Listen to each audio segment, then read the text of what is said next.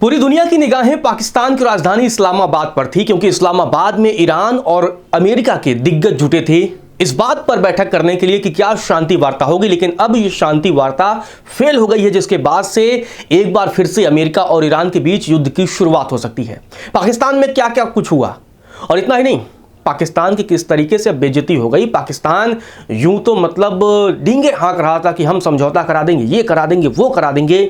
आसिम मुनीर और शहबाज शरीफ लगातार लगे हुए थे, लेकिन हर मोर्चे पर अब पाकिस्तान भी फेल होता हुआ नजर आया है। पाकिस्तान भी एक तरीके से एक्सपोज हो रहा है, भैया तुम्हारे बस की नहीं है, तुमसे ना हो पाएगा।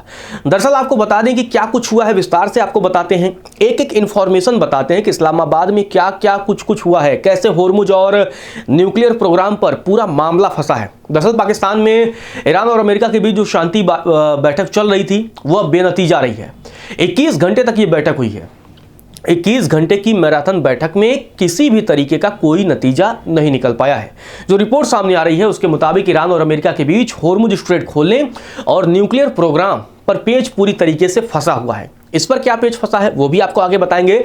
लेकिन इसी बीच जो अमेरिका के उपराष्ट्रपति जेडी वेंस इस्लामाबाद थे, वो अपनी टीम के साथ अमेरिका के लिए रवाना हो गए हैं। उन्होंने कहा अब बातचीत नहीं होगी, और साथ ही कह दिया है कि अमेरिका बिना किसी डील के ही वापस लौट रहा है, और चेतावनी दी है। उन्होंने ये भी कहा कि समझौता न होना अमेरिका से ज्यादा ईरान के लिए बुरी खबर है।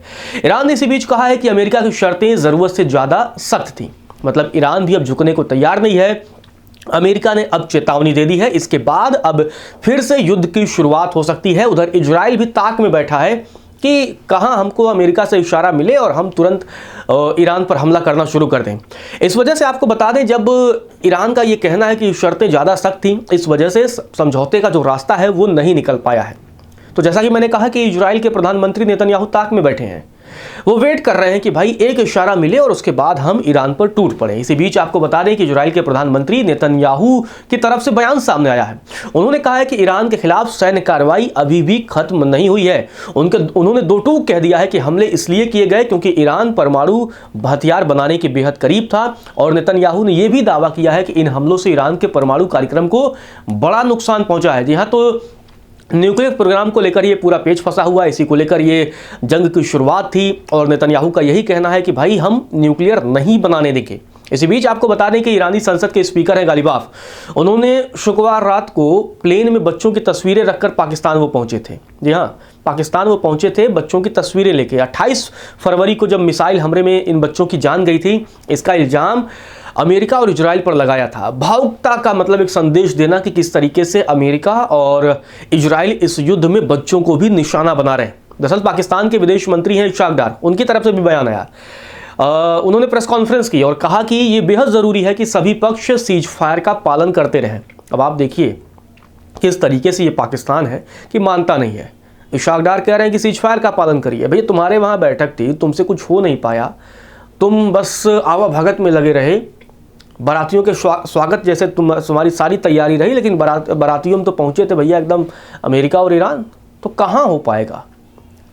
इशाक डार ने कहा कि पाकिस्तान आगे भी अपनी भूमिका निभाता रहेगा और आने वाले दिनों में ईरान और अमेरिका के बीच बातचीत और संवाद को आगे बढ़ाने में मदद करता रहेगा। ये इशाक डार है। अब क्या बातचीत तुम कराओगे भाई? अमेरिका ने वैसे भी तुमको पपेट की तरह इस्तेमाल किया, ये पाकिस्तान को समझ में आता है, लेकिन वैश्विक पटल पर ग्लोबल पॉलिटिक्स में पाकिस्तान भी दिखाना चाहता है भैया हमारी भी इम्पोर्टेंस है, हमारी भी इम्पोर्टेंस है।